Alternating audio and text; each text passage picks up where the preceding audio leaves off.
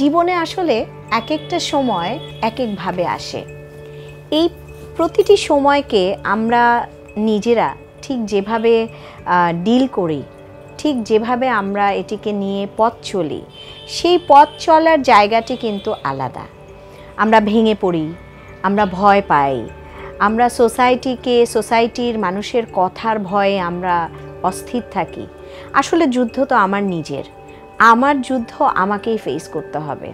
So যখন হায়াতের 2.5 বছর বয়স ছিল, ঠিক তখন দুটো মানুষের আন্ডারস্ট্যান্ডিং, দুটো মানুষের বোঝার জায়গায় বা চলার পথ খুব কমফোর্টেবল না হওয়ায় আমরা খুব ঠান্ডা মাথায় ডিসিশন নিয়ে সেপারেটেড হয়ে যাই।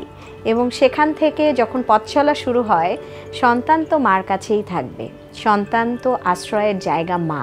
সো সেই জায়গা থেকে যখন আমি শুরু করি, তখন আমাকে আমার সন্তানকে প্রতিপালনের জন্য আমার কাজ, আমার রেসপন্সিবিলিটিস এবং আমার ফ্যামিলির প্রতি যে রেসপন্সিবিলিটিস আছে সব কিছু মেনটেন করার জন্য আমাকে সব কিছু একসাথে ঠিক রাখতে হয়েছিল।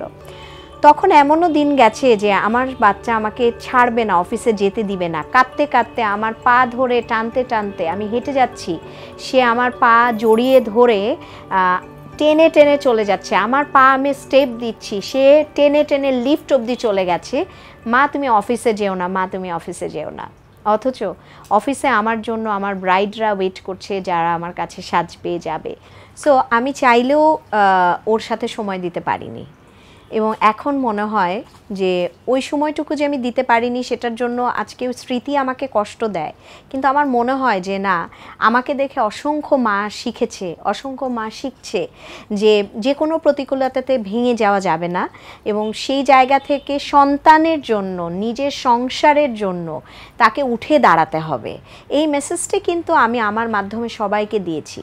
আমি কখনো শাই ফিল করিনি এটা বলার জন্য, কারণ দুটো মানুষের আন্ডারস্ট্যান্ডিং নাই হতে পারে, অথচ 16 বছরের আন্ডারস্ট্যান্ডিং এক মুহূর্তের জন্য কেটেও যেতে পারে। কিন্তু তাতে কি হয়েছে? ভেঙে পড়ার কিছু নেই, সামনের পথগুলো তো এগোতে হবে আমাদের সবাইকে। সেই জায়গা থেকে আমরা এগিয়েছি। সবসময় ল্যাপটপ না, এটা বন্ধ করো, শাট ডাউন। আমার ছেলে ভীষণ লক্ষ্মী, কিন্তু একদম গোছানো না, যাই করবে মেসি করে ফেলবে। এবং আমি সবসময় রেগে যাই, কষ্ট পাই, রাগ করি, বিরক্ত হই, চিৎকার করি। কারণ হচ্ছে আমার মনে হয় যদি আমি আমার এক্সপ্রেশনগুলো ওকে না বোঝাই, আমি আমার চাওয়াগুলো ওকে না বোঝাই, ও তো আসলে কোনো দিন বুঝবে না। সো ওকে বোঝানোর জন্য যতগুলো বডি ল্যাঙ্গুয়েজ দরকার সবগুলো কিন্তু আমি ইউজ করি, এবং আমি দেখতে পাই যে ওর কাছে মেসেজটা ক্লিয়ার থাকে, বাট ও বারবার সেম ভুল করে। সো সেই জায়গা থেকে আসলে মা হিসেবে সামটাইমস বিরক্তই লাগে যে কেন আমি শেখাতে পারছি না। ও দেখে বড় হচ্ছে ওর মা কতটা ব্যস্ত থাকে, ওর মা সব কিছু একা হাতে মেনটেন করতে পারে না। তো সেই জায়গায় আসলে আমার যে কোঅপারেশনটা দরকার সেটা সে প্রপারলি আমাকে করে, এবং আমি জানি না আমি আসলে ওকে কতটা মানুষ হিসেবে বানাতে পারবো, গড়তে পারবো। সেটার জন্য আসলে আমার সোসাইটি, আমার পরিবেশ এবং আমার পারিপার্শ্বিকতা সব কিছুই হয়তো বা একসাথে হয়ে আসলে সেটা হয়তো বা আমি পারতে পারি, আমি জানি না। আর সেদিনই হয়তো বা আমার জন্য একটা সফল দিন আসতে পারে। তার আগে কি আসবে আমি জানি না। সেই জায়গা থেকে মা হিসেবে সবসময় ভয় পাই যে আমি কি আমার সন্তানকে মানুষের মতো মানুষ করতে পারবো? মায়ের যে স্বপ্ন, সেই জায়গাটি কি পারবো?